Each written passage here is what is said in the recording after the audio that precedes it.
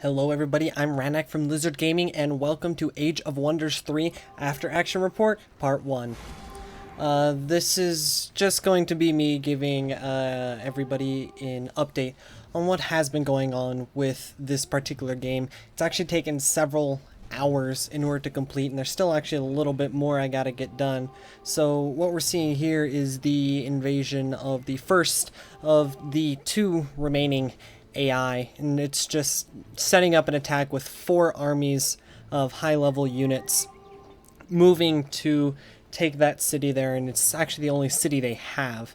As you can see here, I have the Dragon Domain as a vassal, and if I scroll over that at some point, you will see that I also have the Giant dwelling under my control. Yep, there it is. You can see it just briefly over there. Overall, it's been fun. I had quite a lot of fun doing this. We got one more video besides this one where it will focus on removal of the cosmic event bosses, the last AI, and then finally a nice little flyover of the entire world as it is covered almost entirely by Blight. Taking over the watchtower there, getting a little bit more vision. The only army they have is that little stack of 10, or not 10, what is it, 15? Something like that.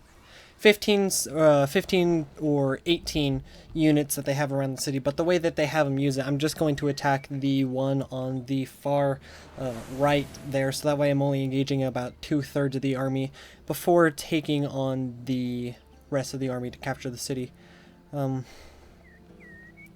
So this brings up the question of what is going to happen with Lizard Gaming after this particular series is over, as we stare that moment down. Well, what's going to happen is I'm going to continue to do Age of Wonders 3 videos. Either another random map with some different ludicrous goal, specific combat scenarios. If you have a suggestion, hey, how can I use these units in this situation? I can actually use the map editor provided by Age of Wonders to actually set up a small little scenario to showcase that. I could play through some of the campaign scenarios that the game offers, and as you can see, going in with no siege units, but I have a lot of flyers, I have Shrines of Smiting, and I have Trolls, so it's not really going to matter. Nice zoom over the battlefield. It's very cluttered. It's going to take quite a while to do this battle, only because there's so many units moving around. But as I was saying, I could do campaigns in the game. But overall, Lizard Gaming, as this channel grows, I hope for this to be able to entertain as many people as possible. And in order to do that, I need to branch out and do different games. So there's 2 other games that I really enjoy and whose gameplay I want to share with you. We have Terraria. It recently, about 14 days ago, released their 1.3 update. So I'll be doing a lot of Terraria. Hopefully, I already have some videos that were recorded in expert mode from right after the patch drop. Terraria is a 2D side-scrolling Legend of Zelda-esque type game. You go in, you progress by collecting new items. If Legend of Zelda and Minecraft had a baby and they made it 2D, it would be Terraria. So I quite enjoy it. I hope a lot of you viewers enjoy that, and that will probably be released on Fridays as we go moving forward. And another game that I do a lot of is War Thunder. War Thunder is a World War II MMO that has both ground forces and air forces in the same game. It is the counterpart to World of Tanks and World of what do they call it? World of Planes. It's the counterpart to that, and I personally prefer those Gaijin's game, which is the creator of War Thunder, to Wargaming's take on it. So what I plan on doing with the War Thunder videos is I will be taking my deaths from realistic battles in air combat and analyzing exactly why that happened. And the reason I do this is because there's been it's easier to learn from somebody when you don't feel like you're being attacked or have any reason to be on the defense. It's easier to learn something from watching somebody else explain their mistakes that you can then apply to your game than having somebody look at you and say you are doing this, and this wrong. So what I hope to do by looking through my faults is, one, I'm able to analyze, okay, this is where it went wrong, I need to not do that, and it'll improve my game. But hopefully it gives a lot of players the ability for them to improve their game, and it will also showcase the game in case, you know, if you're looking for a free-to-play air combat or ground combat type game, it gives you that. It'll give you exposure to that. Both of these series are pending. I'm not sure how well they'll be received. Depending on that will depend on their life expectancy on the channel. And once I do start doing the War Thunder videos, which will be a month or two after we get settled in with the Terraria videos, maybe 3 months even, those will probably take up the Wednesday slot. So you'll have Mondays being Age of Wonders 3. You would have Wednesdays being War Thunder, and then Fridays being Terraria. This would allow, one, it allows me to put up a variety of content on my channel, which may or may not be a good thing based on the YouTube's algorithms. It might end up leading to burnt out subscriber syndrome, which might just choke the channel rather than have it grow. Or it might, who knows, I might grow the channel. I might be entertaining thousands of people rather than hundreds, maybe even tens of thousands. That would be pretty great. But for those of you that have stuck with me, for those of you that watch the series, even if it's just the first 5 minutes or the last 5 minutes, you know, just to see what's going on, those of you who hang out on the Reddit forums, interact with the community there, I just want to say thank you for that.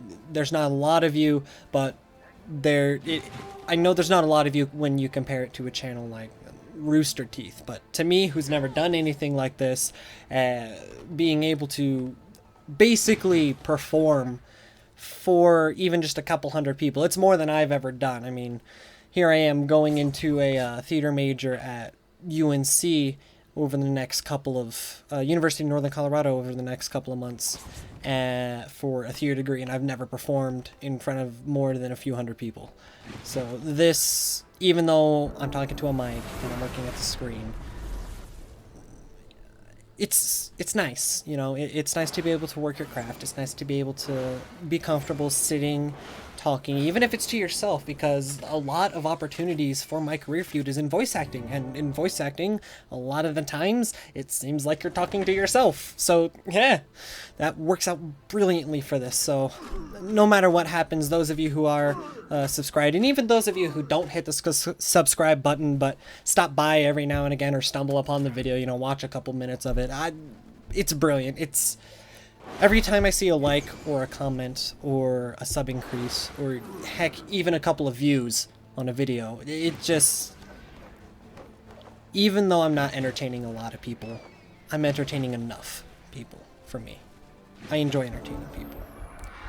So, as you can see, we currently have them on the run. I'm getting my units up in the back there. We're starting to get our ranged attacks going on there. Got some spells going up, making sure my units are nice, fit, and healthy, getting some buffs up. Looking through, trying to figure out what I can do with the rest of Radigan's spells. I think I end up trying to immobilize them all.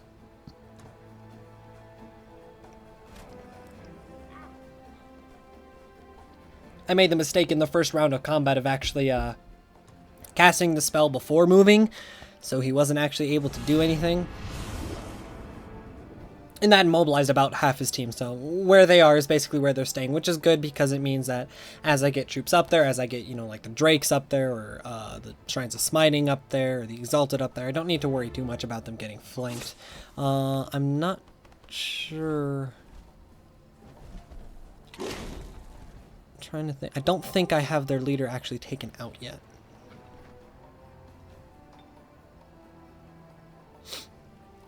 using the Shrine of Smitings to explode a lot of things. Turns out that the Shrines of Smiting actually, your other Shrines of Smiting are not considered devout units, so if you do that Holy Wrath thing, it does still hurt the allied Shrines of Smiting, so that's just something to be cautious about. Something that happened when I was playing through this game is we got an invasion from a Dreadnought, so we have a whole bunch of robots running around, but we also got invaded by a rival Theocrat, so we now have every single boss at this point in time running around the battlefield, and yeah, the enemy leader is still seen there. So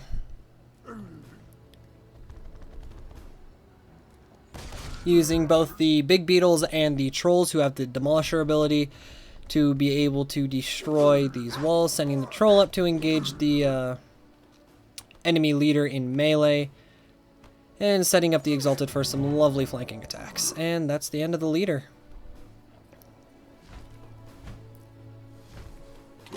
From this point on, with the walls breached and their units dropping like stones, it's pretty much guaranteed that this particular fight will win. But since the way I attacked is not into the center tile of the city, after this army is defeated, that last unit of 5 that was on the lower left in the tactical map, that's still going to be there, and it's still going to be guarding the city. In order for me to capture the city, I'll have to either attack the center tile of the city, which will bring in that army of 5, or attack that army of 5 directly. So we still have another fight in this war until we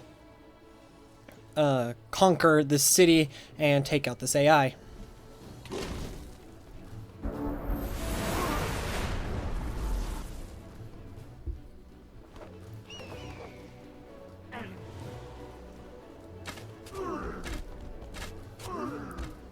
At this point, I'll be honest, and I'm not sure if you can tell with the troop positioning, I completely forgot that Unicorn Archer and Initiate even existed.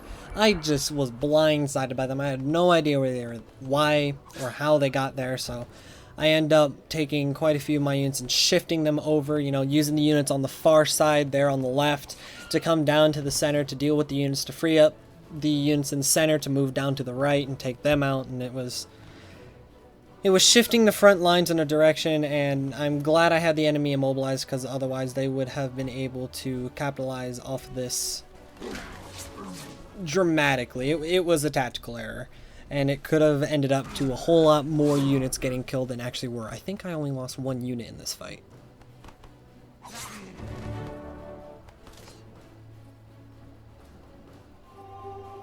So, other information about the channel. We have, I have hired a graphic designer to get a background picture, a banner picture for the channel, and an icon picture for the channel. I haven't found anybody to get an outro video or an intro video, so I might be looking into that, but I know this graphic designer personally, so he gave me a great discount in actually working with his image on my channel. He offered to do it for $30 for both pictures. So once we get those up on the channel, for the next couple of videos, probably for the next 4 or 5 videos, I'll mention him at the beginning of the video, send a link to his Facebook, and hopefully if you need anything from him, you can contact him. Maybe help him make a little bit of money, as he's helping me make my channel look professional, which will hopefully attract more viewers. So, new changes coming up to the visuals of the channel. Nice overview of the battlefield here. Trying to look for that last unit. There's one enemy unit somewhere on the battlefield, and I just cannot see it in the entire swarm of banners. It takes me a while to realize it, but it's actually that settler way in the back there that you can see at the top right. I completely forgot they had a settler in the city, and he's just been hanging out in the back there, so.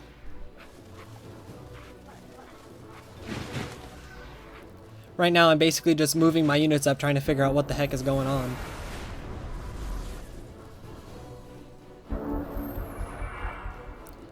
And here is where I realized that it's like, okay, well, Now I gotta get there and I gotta take out the settlers. And it's basically, as you could see, I'm just sending the Exalted and just hitting the 3 button as many times as I can, just trying to wrap up this battle, because at this point, it's been going on for about 12 to 13 minutes. It was a grueling battle, and it wasn't that difficult.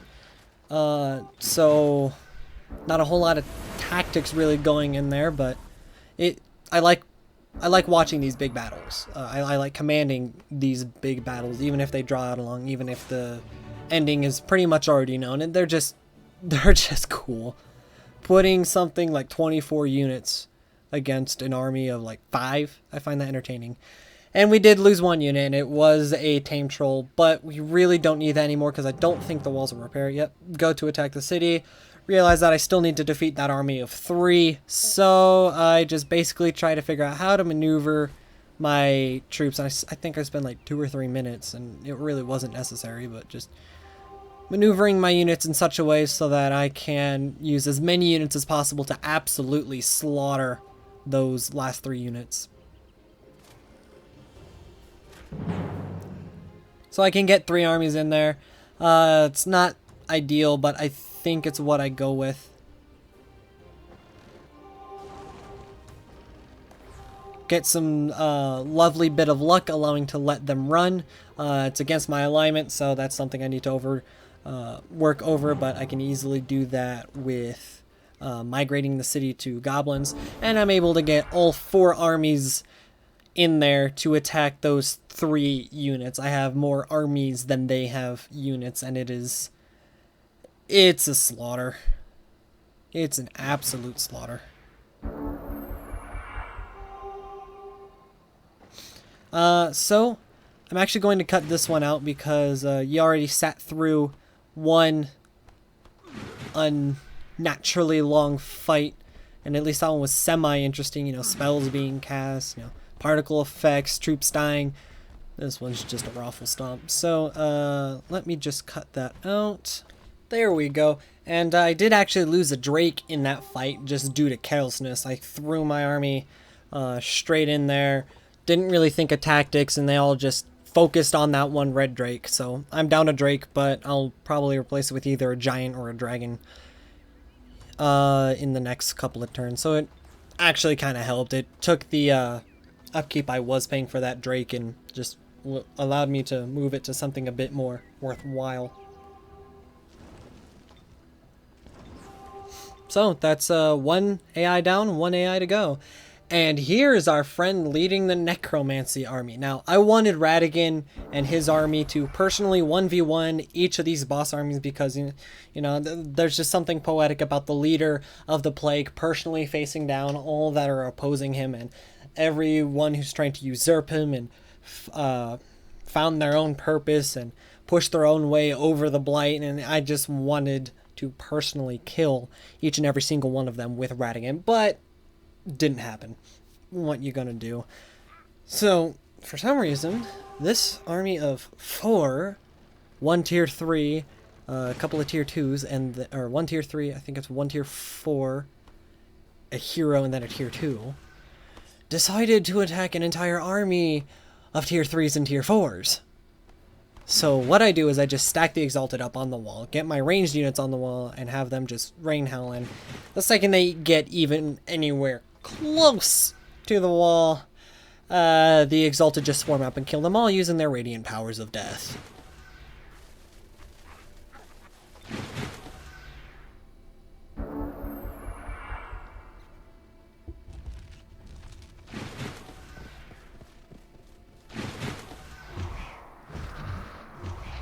Now I know that enemy with the enemy leader, level 16, seems imposing, but no matter how high level your leader gets, they only have a certain amount of health. And that's something you gotta keep in mind. You can't be playing like your hero's invisible. Or, not invisible, that means not seen. Invincible, meaning to not be killable. Because if you just swarm them with enough stuff, they'll fall apart pretty quickly. I mean, damage adds up a lot. You saw in the last fight against the settler, I ended up doing something like 100 damage in one hit.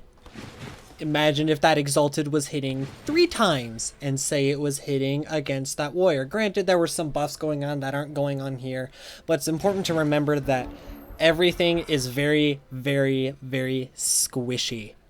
It can easily be dealt with if you give them opportunity. And using Frost Breath on one unit, even though you may kill it, gives them plenty of opportunity. So with that Filth Pit hitting the Bone Collector, I can now use my ranged attacks on the Bone Collector. First off, I'm going to quickly use a Smite, or Mighty Meek, actually, see if it gets me the buffs.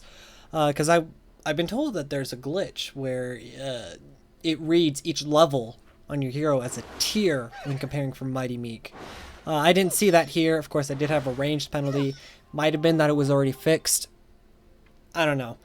So, this is where I nuke them with my Shrine of Smiting, kill most of the Banshees, freeing up a lot of Exalted to go and swarm somebody else.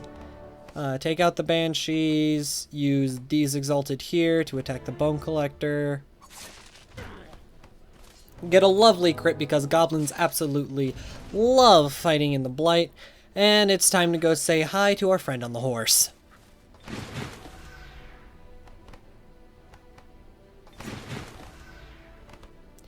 If you are attacking, it is important to remember that at the top of the map where you spawn on the edges, there is a retreat zone. Make use of this retreat zone. It allows you to get into a situation like this and maybe, just maybe, not lose all your units. Him using a ranged attack here was not very wise because he opened himself to flanks. And flanks from flying units who can make sure that they are always flanking and there's not a damn thing he can do about it. Heck, he actually opens himself up to a flank from a Crusader, and I just make sure that the Crusader only gets to hit once, preventing him from retaliating, and get 3 shots in with the Exalted. And to finish him off, some more Exalted. And even more Exalted. Okay, I didn't say that they weren't kind of tanky. Okay, actually, you know what? I said exactly that they were squishy. He's more resilient than most units, but he did still die.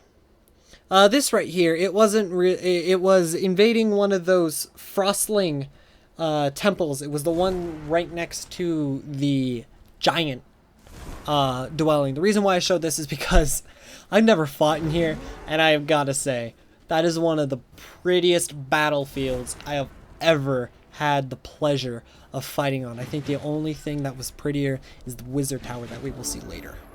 So, pretty basic. I got an Ice Giant, an Earth Giant, 2 Wyverns, and Rat Nose. So, the Frost Giant not going to be able to do too effective with his ice damage because Frostlings. But on the inverse side, he's still a tier 4 that does melee damage, so he can do a lot of damage. And we're just going to throw ourselves a fireball at that Yeti. Set up our giant. Get a lovely critical hit, do quite nice bits of damage. And send up the fire giant to finish him off. That's 1 enemy unit down. Never mind, that's 1 enemy unit with something like 1 health left. Okay, 7 health left. So we're just gonna chuck a rock at it. There we go. Send the fire drakes to charge the Ice Queen, I believe. See that, or I move them to set up a flank. I think I actually send them to set up a flank here because they can't really afford to take a retaliation from the Frost Queen. The damage types just don't mesh well for them.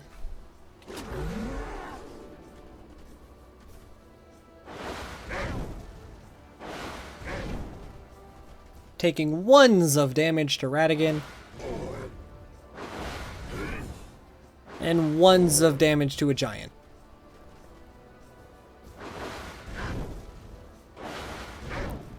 As you can see at this point, there's such a large disparity between these tier 2 and tier 1 units and my tier 4 units and my leader that they can't exactly do much.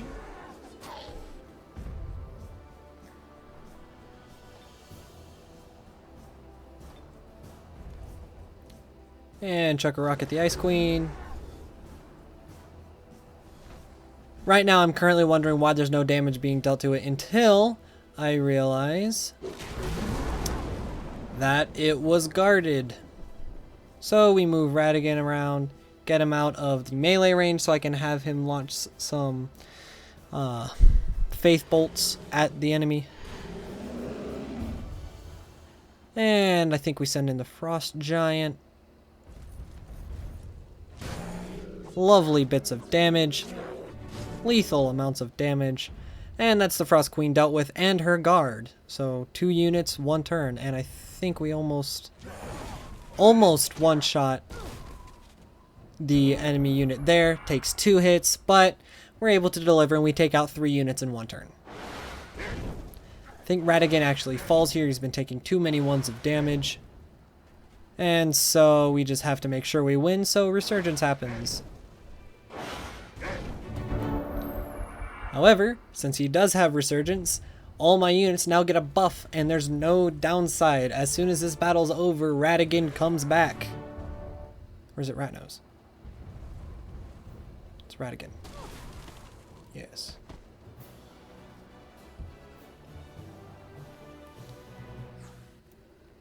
And this is actually doing a city quest. And the reason why I'm showing this is because this is actually forces of equivalent power. They have 2 Eldritch Horrors. Eldritch Horrors are tier 4 units, usually summoned by sorcerers or put on the map. So they may not be happy in terms of their support units. But this is still the closest fight I think I've ever fought in. Even though it does end up being a bit of a blowout at the end, I had to plan. I had to have strategy with this one. It was a great fight. I love fighting other tier 4s. I just wished I could do it more often. I think that might be something I do, is start doing some multiplayer games. See if I can get some highlights from that. Use the Exalted to take out the Storm Sisters, or at least attempt to. Doesn't quite get them all the way there, but it gets them fairly close. I think they're in range of the Blight Doctors, unfortunately not. But you want to use your typed damage against things that have physical resistance, like the Blighted, the Spirit Warriors there. Because of the Eldritch Horror doing its breath attack beforehand, I was able to get a flanking strike on it, so getting in some extra damage there. Just looking at what the terrain's doing to me, because this is actually the Wizard's Tower. So get the Prismatic Strike on our squishies. That's not good. I'd rather that happen to something a bit more resilient. And the Apprentice heals the Eldritch Horror. And the Eldritch Horrors start beating up on our Shrine of Smiting. Thankfully, our Exalted resist the Stunning Touch, and the Lost Spirits almost kill them, or the Shock Serpents almost kill themselves on our Crusaders. So just finish them off with the Blight Doctors, and use our Crusaders to get in our flanking strikes. Lovely bits of damage. Does not finish them off, however. They're at very little health, so we're going to send the Exalted to instead finish attacking the other Apprentice. And I don't want them healing the Eldritch Horrors, but at the same time, there's a very squishy Eldritch Horde that can be defeated, or at least reduced to such low health that it's almost dead. And we set up the Crusaders to take out the Apprentice. So they have lost 2 units due to bad attacks. This is, in my opinion, one of the best examples of sloppy tactics turning a close fight into a blowout. Those 2 Eldritch Horrors should have been able to fairly quickly and easily wipe out my Crusaders, like the Spirit finishes off here, and the Blight Doctors, and maybe even the Exalted unit I have. And then they could just take their sweet time attacking the Shrine of Smiting. At this point, it became simple.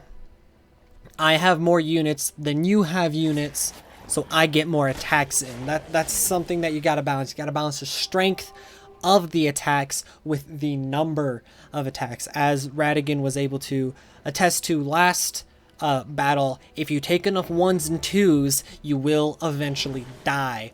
So the Shrine of Smiting, it can't fight back. It can't retaliate. It can only use its big boom death move every 2 or 3 turns. Its ramming ability, not that strong. It's a raise.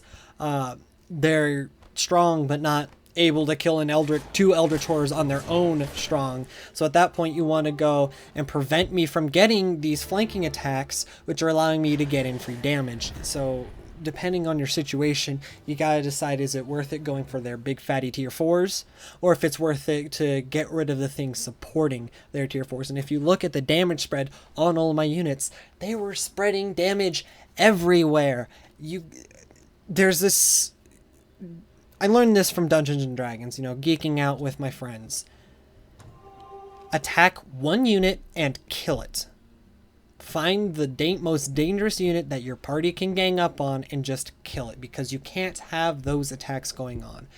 If it takes 3 damage to kill something and you do 2 damage to every single unit on the battlefield, they still get all their attacks. You haven't diminished their fighting ability.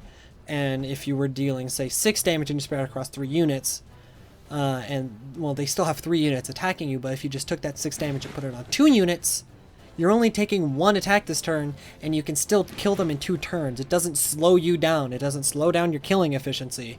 It makes it so you don't take as many hits. So you got to find a balance of, is it worth focusing down the tier 4, or is it worth focusing down its assistance? And in that situation, if I held the Eldritch Horrors with the Apprentice Eye, I think I would have focused down the lower tier units, and I would have made sure not to open myself to too many flanking attacks. This here is actually a Necromancer's Castle, and this is beautiful. I loved fighting on this arena. The tiles broken down the floor that allow the well of souls to actually flow the souls up, provided an interesting tactical challenge. Didn't provide any cover, but it limited the way my units could move without limiting them, giving them a wonderful tactical advantage. And if it wasn't for the fact that I was attacking with giants and a leader, I have a feeling that this battle would have gone completely different. This was a good fight. I liked good map. I loved fighting on this map. And this was a quick fight just because, as I said, I'm attacking with giants and they are using Lost Souls. And the only thing of any real importance is the Void Reaper they have. And I just violate it with the giants because I know that at this point it's worth it, because the only thing that can do real damage to my units is that Reaper. Everything else is Lost Souls. Lost Souls can't do damage even to my Fire Wyverns. How are they going to take out a giant? That Reaver, though, has a spell that insta-kills. So if you're able to get that knocked out, take care of that.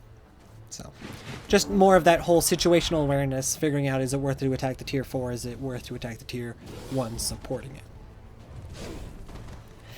And we're almost done here. Right as I was about to log off, I found the last AI, and, well, wasn't exactly friendly. So, I have yet to fight this war out. Shouldn't be too quickly. I don't think he's all that powerful, really. It's a Frostling rogue. Okay. Have fun, buddy.